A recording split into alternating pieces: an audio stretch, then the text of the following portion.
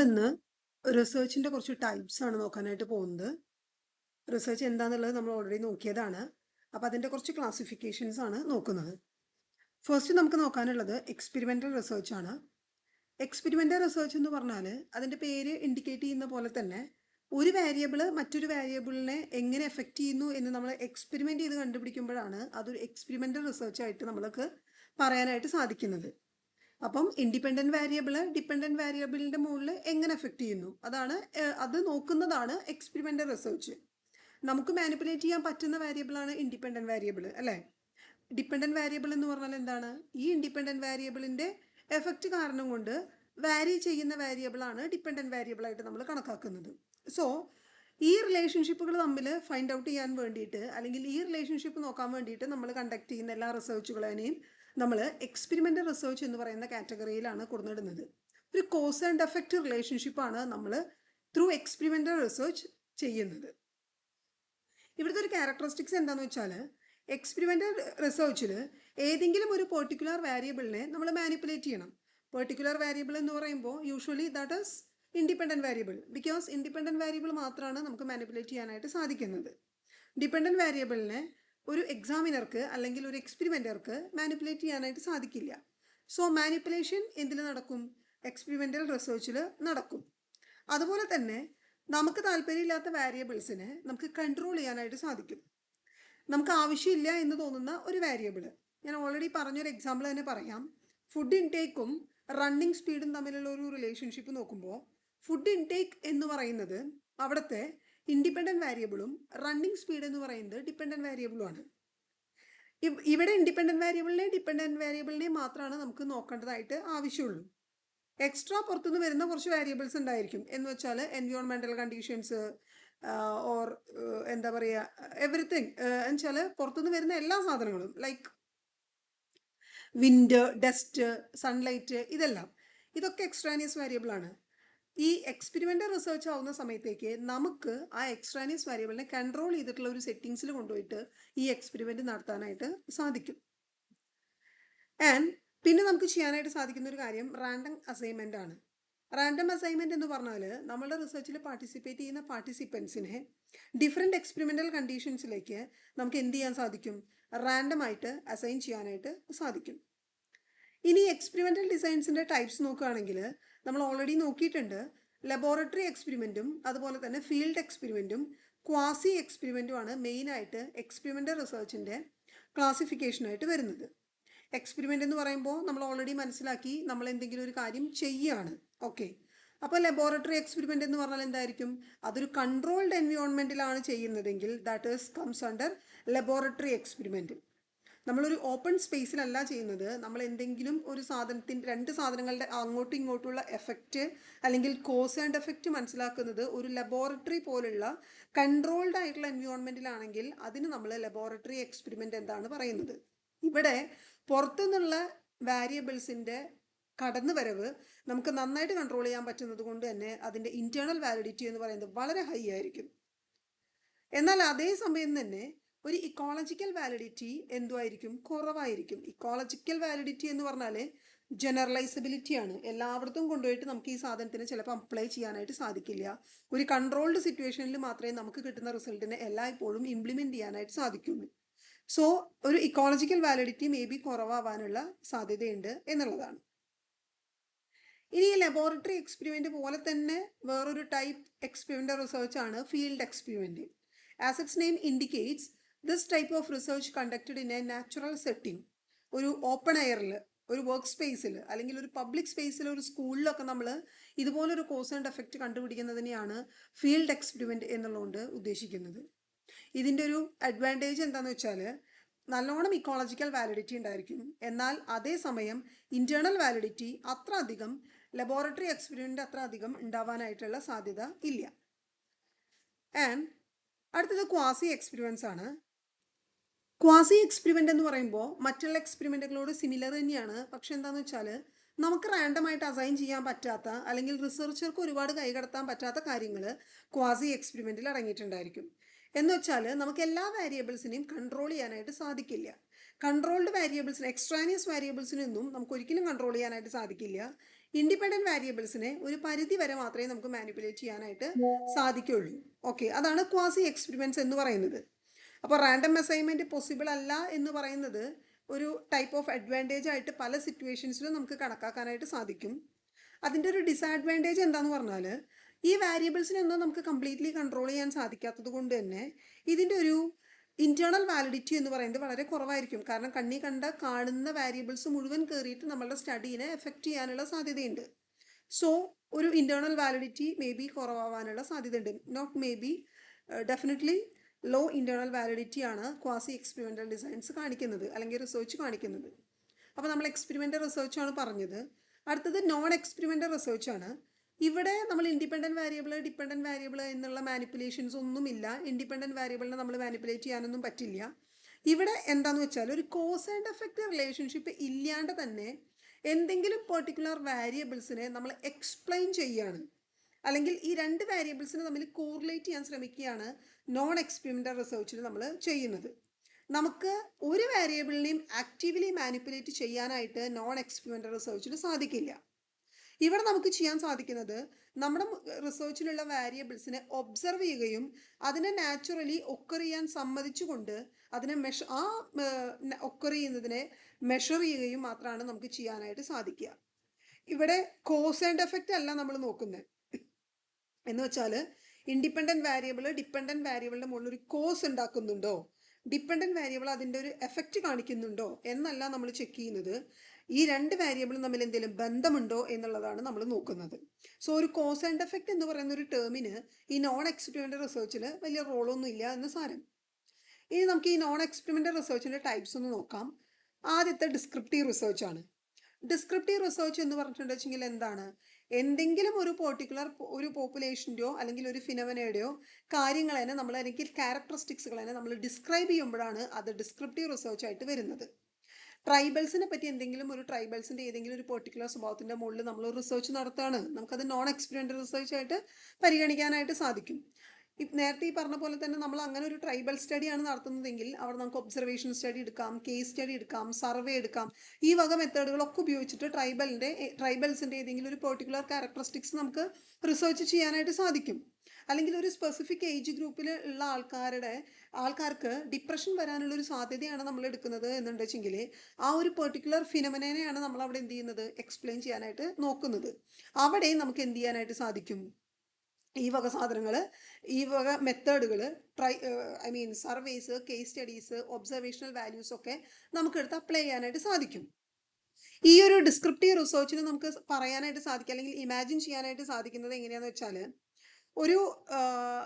ഒരു ഡിസ്ക്രിപ്റ്റീവ് സർവേയിൽ നമുക്ക് കിട്ടുന്ന റെസ്പോൺസിൻ്റെ ഡിസ്ട്രിബ്യൂഷൻ നമുക്ക് എന്ത് ചെയ്യാം, ഒരു പൈ ചാർട്ടായിട്ട് വരയ്ക്കാനായിട്ട് സാധിക്കും.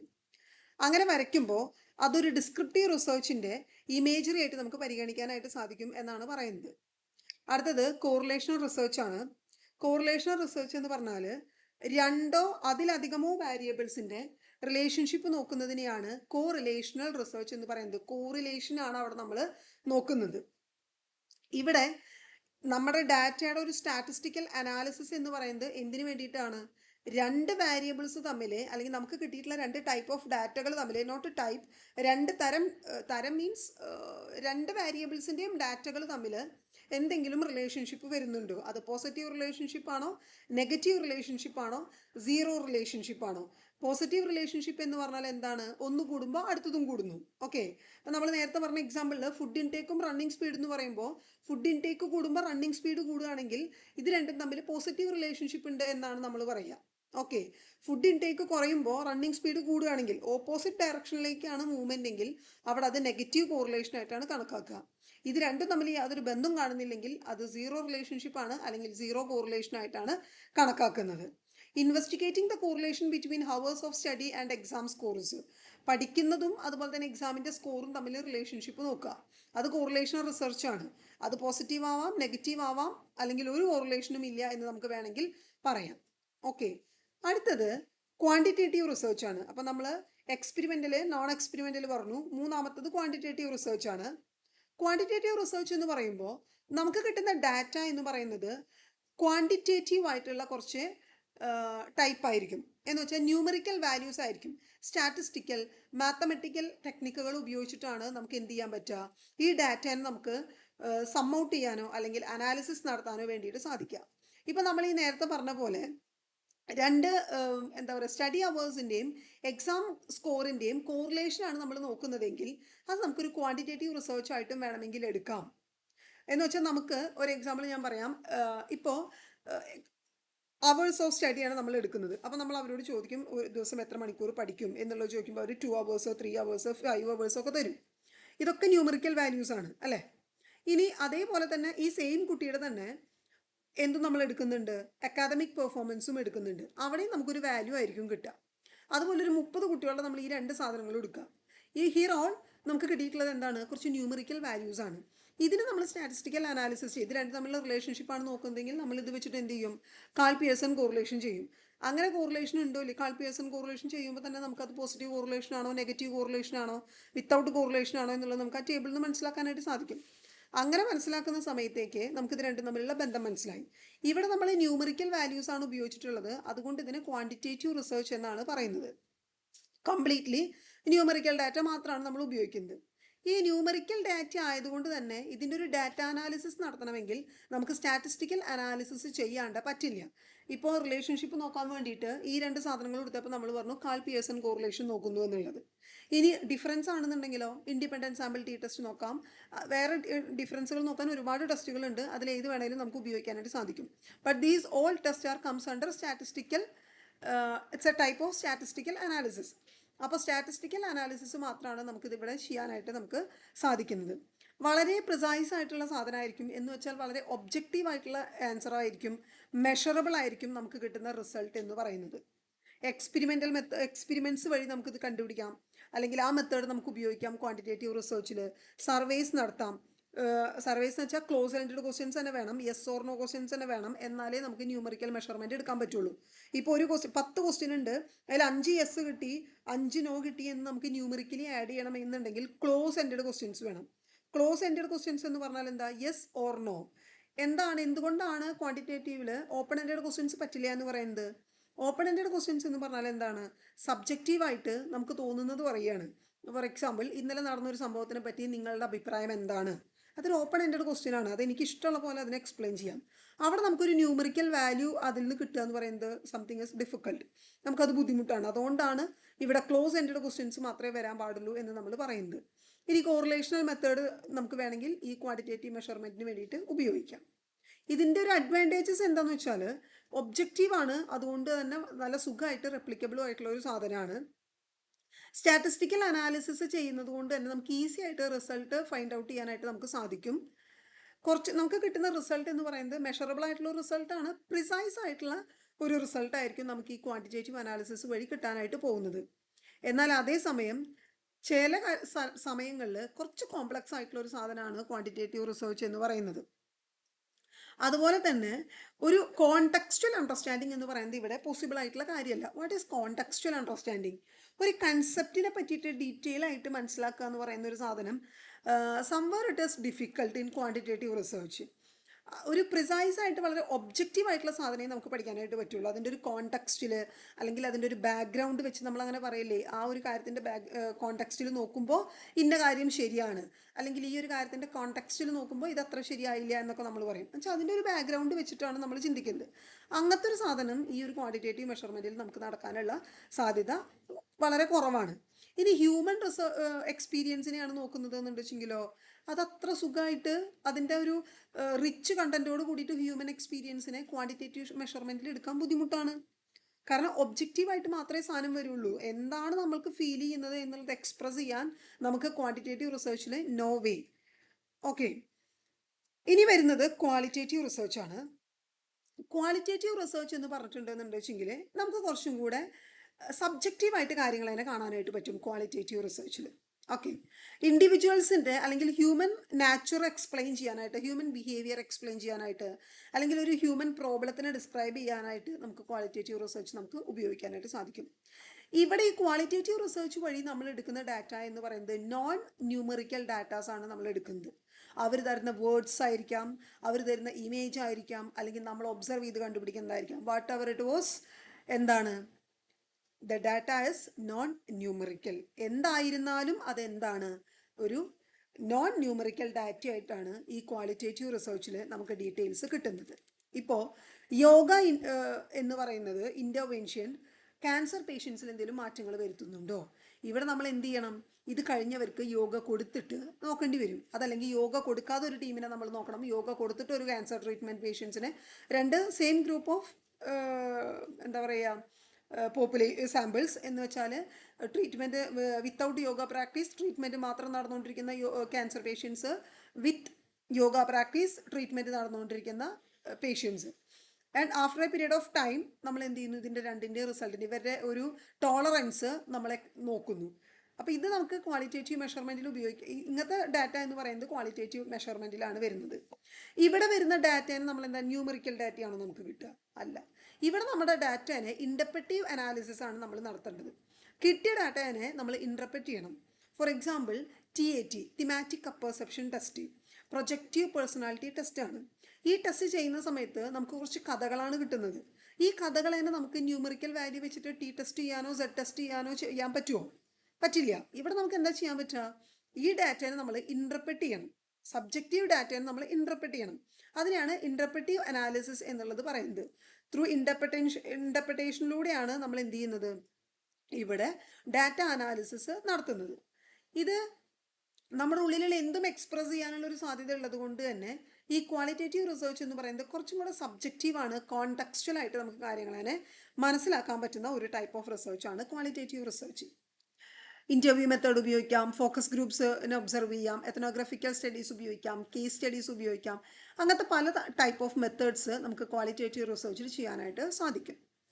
ഇവിടെ ഒരു അഡ്വാൻറ്റേജസ് എന്താണെന്ന് വെച്ചാൽ ഇൻഡെപ്ത് അണ്ടർസ്റ്റാൻഡിങ് ഒരു സബ്ജക്റ്റിൽ നമുക്ക് ഉണ്ടാക്കാൻ ഈ ക്വാളിറ്റേറ്റീവ് മെഷർമെൻറ്റ് നല്ലതാണ്. ക്വാണ്ടിറ്റേറ്റീവ് എന്ന് പറയുമ്പോൾ ഓൾറെഡി ഫിക്സ് ചെയ്ത് വെച്ചിട്ടുള്ള കുറച്ച് ക്വസ്റ്റ്യൻസ് ആയതുകൊണ്ട് തന്നെ അത് ഇത്രടം വരെ പോവുള്ളൂ എന്നുള്ളൊരു സാധനം അവിടെ ഓൾറെഡി ഉണ്ടായിരിക്കും. അതിൻ്റെ അപ്പുറത്തേക്ക് നമുക്ക് എന്തെങ്കിലും ആ സമയത്ത് ആശങ്കകളോ അറിയണം എന്നുള്ള ക്യൂരിയോസിറ്റിയോ തോന്നിയാലും ക്വാണ്ടിറ്റേറ്റീവ് റിസർച്ചുകൾ അത് പോസിബിൾ ആയിട്ടുള്ള കാര്യമല്ല. പക്ഷെ ക്വാളിറ്റേറ്റീവിൽ വി ക്യാൻ ഫ്രീലി എക്സ്പ്ലോർ. നമുക്ക് എന്താണെന്നുണ്ടെങ്കിൽ ഫ്രീ ആയിട്ട് എക്സ്പ്ലോർ ചെയ്യാൻ പറ്റുന്ന ടൈപ്പ് ഓഫ് റിസർച്ചാണ് ക്വാളിറ്റേറ്റീവ് റിസർച്ച് എന്ന് പറയുന്നത്. അതുകൊണ്ട് തന്നെ കുറച്ചും കൂടെ കോംപ്ലക്സ് ആയിട്ടുള്ള കാര്യങ്ങളെല്ലാം നമുക്ക് ഈസി ആയിട്ട് എക്സ്പ്ലോർ ചെയ്യാനായിട്ട് സാധിക്കും. നോട്ട് ഈസി, പക്ഷേ നമുക്ക് എക്സ്പ്ലോർ ചെയ്യാനായിട്ട് സാധിക്കും. ഓക്കെ, ഹ്യൂമൻ എക്സ്പീരിയൻസുകളെയൊക്കെ നമുക്ക് എന്ത് ചെയ്യാനായിട്ട് സാധിക്കും, എക്സാക്റ്റ് മനസ്സിലാക്കാനായിട്ട് സാധിക്കും. ഇതൊരു സബ്ജക്റ്റീവ് സാധനം ആയതുകൊണ്ട് തന്നെ. പക്ഷേ വളരെ വലിയൊരു ഡിസഡ്വാൻറ്റേജ് ഉണ്ട്. സബ്ജക്റ്റീവ് ആയതുകൊണ്ട് തന്നെ മേ ബി ഇത് ബയാസ്ഡ് ആവാനുള്ള സാധ്യതയുണ്ട്. റിസർച്ചറുടെ ഭാഗത്തുനിന്ന് ബയാസ്ഡ് ആവാനുള്ള സാധ്യതയുണ്ട്, റെസ്പോണ്ടൻറ്റിൻ്റെ ഭാഗത്തുനിന്നും ബയാസ്ഡ് ആവാനുള്ള സാധ്യതയുണ്ട്.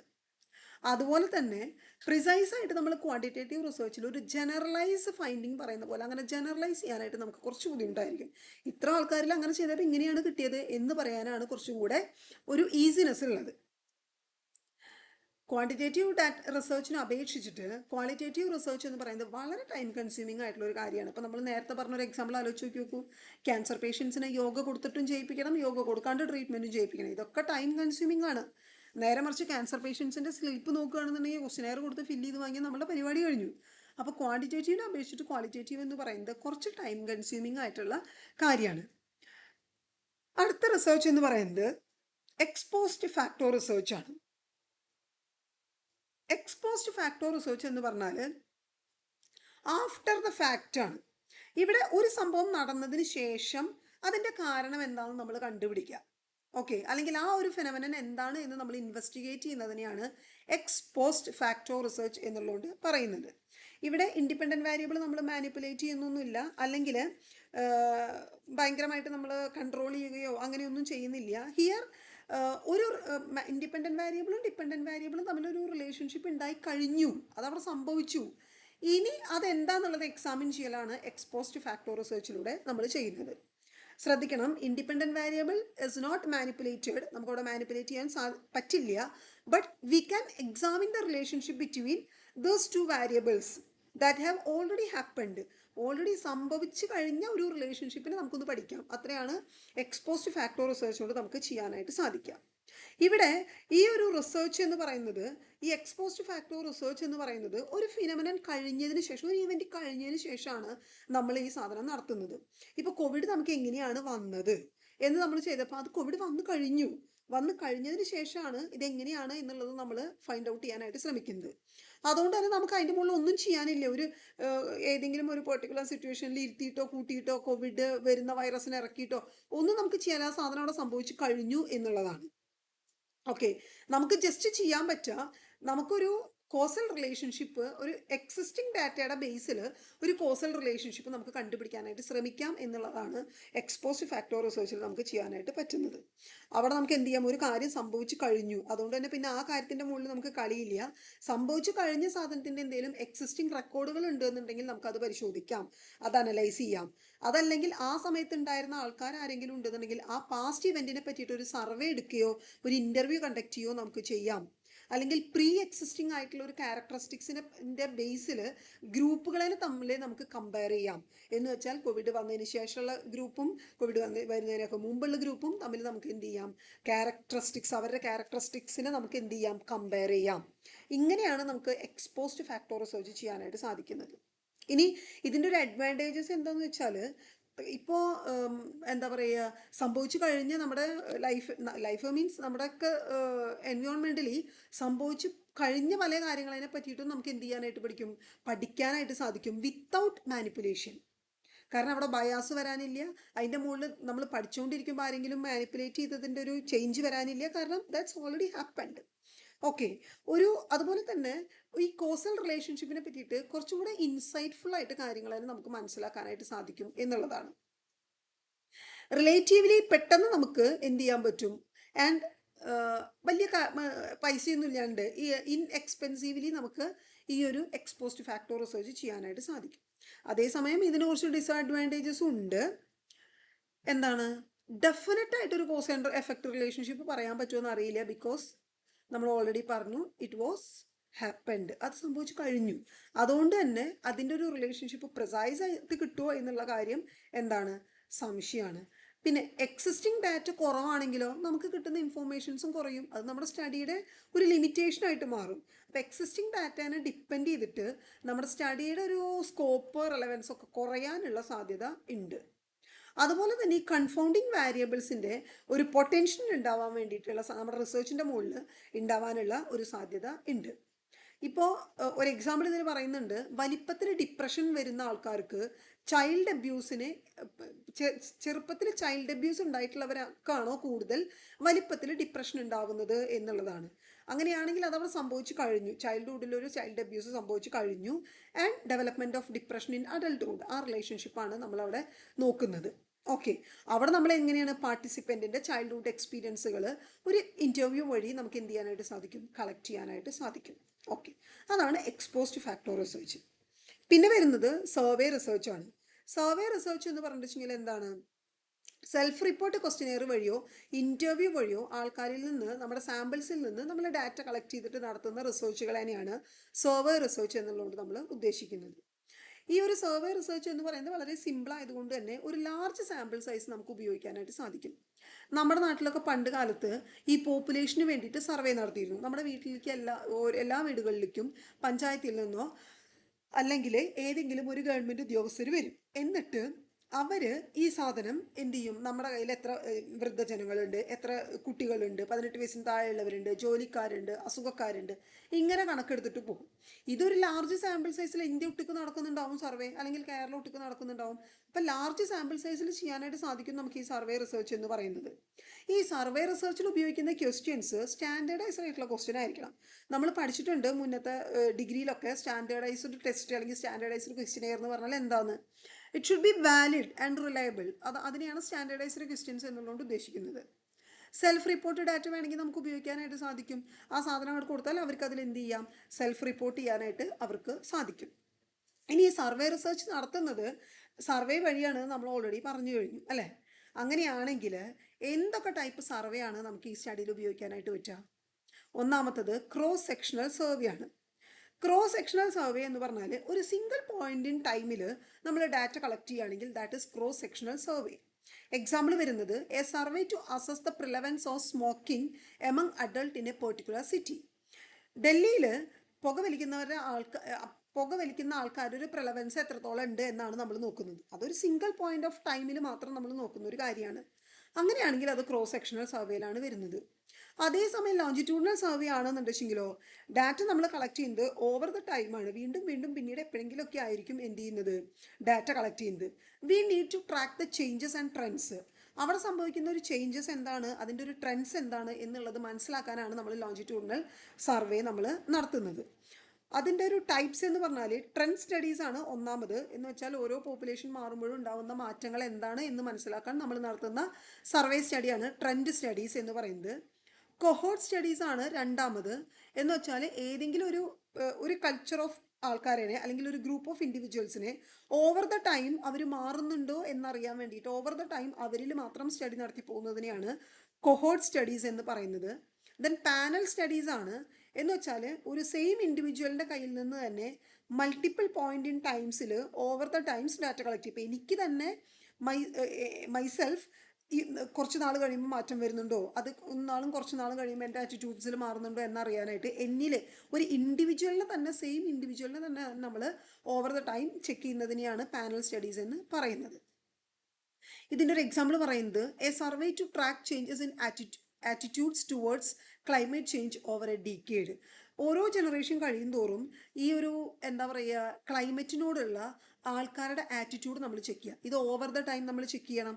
നമ്മൾ ഇപ്പോൾ പല ടൈപ്പ് ഓഫ് ജനറേഷൻസ് നമ്മൾ പറയുന്നുണ്ടല്ലോ, Y generation, Z generation, gen Z, എന്താ പറയുക ആൽഫ, ബീറ്റ എന്നൊക്കെ പറയുന്നുണ്ടല്ലോ കുറേ സാധനങ്ങൾ, സി ജനറേഷനൊക്കെ. ഈ ഓരോ ജനറേഷനും നമ്മൾ ഈ സാധനം ചെക്ക് ചെയ്തുകൊണ്ടിരിക്കണം. അപ്പോൾ അത് ഓവർ ദ ടൈമായി. അതിനെയാണ് ലോഞ്ചിറ്റ്യൂഡിനൽ സർവേ എന്നുള്ളതുകൊണ്ട് നമ്മൾ ഉദ്ദേശിക്കുന്നത്. ഒരു ലാർജ് സാമ്പിൾസിൻ്റെ കയ്യിൽ നിന്ന് ഇതിൻ്റെ റിസൾട്ട് എടുക്കാൻ നമുക്ക് സാധിക്കും എന്നുള്ളതാണ് ഈ സർവേ മെത്തേഡിൻ്റെ ഒരു അഡ്വാൻറ്റേജ് എന്ന് പറയുന്നത്. വൈഡ് റേഞ്ച് ഓഫ് ടോപ്പിക്സിൽ നമുക്കിത് ഉപയോഗിക്കാനായിട്ട് സാധിക്കും. അത്ര വലിയ ചിലവൊന്നുള്ള ടെസ്റ്റ് അല്ല സർവേ മെത്തേഡ് എന്ന് പറയുന്നത്. അതേസമയം ഡിസഡ്വാൻറ്റേജസും ഉണ്ട്. സെൽഫ് റിപ്പോർട്ട് ഡാറ്റ കൊടുക്കുന്നവരാണെങ്കിൽ എനിക്ക് വേണമെങ്കിൽ കുറച്ച് നുണ പറയാം, ഒരു ബയാസ് വരാം. ഓക്കെ, ഇനി റെസ്പോൺസ് റേറ്റ് എന്ന് പറയുന്നത് പല സമയത്തും സർവേയിൽ കുറവാണ്, ആൾക്കാർ റെസ്പോണ്ട് ചെയ്യാനായിട്ട് റെഡി ആവില്ല. ഓക്കെ, കോസാലിറ്റി, ഒരു കോസ് ആൻഡ് എഫക്റ്റ് വലിയ കാര്യമായിട്ട് ഇതിൽ പറയാൻ പറ്റുമെന്ന് തോന്നുന്നില്ല സർവേ മെത്തേഡിൽ എന്ന് പറയുന്നത്. ഓക്കെ, ഇനി എക്സ്പെരിമെൻ്റ് ആണ്, ടൈപ്സ് ഓഫ് എക്സ്പെരിമെൻ്റ് ആണ് നമുക്ക് അടുത്തത് പറയാനായിട്ട് ഉള്ളത്. എക്സ്പെരിമെൻ്റൽ ഡിസൈൻസ് ആണ് നമുക്ക് നോക്കാനായിട്ടുള്ളത്. അത് നമുക്ക് നെക്സ്റ്റ് സെഷനിൽ നോക്കാം. നമ്മളിപ്പോൾ ടൈപ്സ് ഓഫ് റിസർച്ച് ആണ് നോക്കിയത്. ഓക്കെ.